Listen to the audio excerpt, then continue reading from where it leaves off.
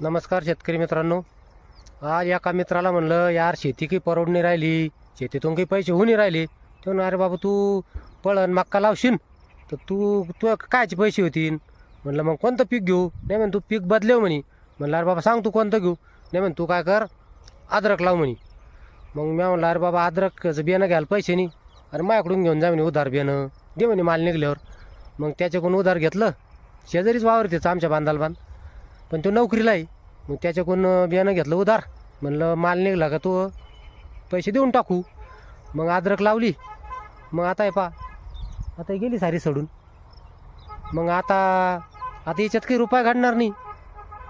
मग आता कळून चुकलं.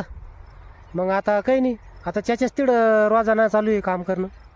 त्याच्यातूनच पैसे फेडरावला आता. तरी काही हरकत नाही, आनंदी आहे. काही ताण नाही घ्यायचं. शेतकरी आपण कायम परेशानीतच आहे. आपली कधी आईशी चालतं, काही अडचण नाही.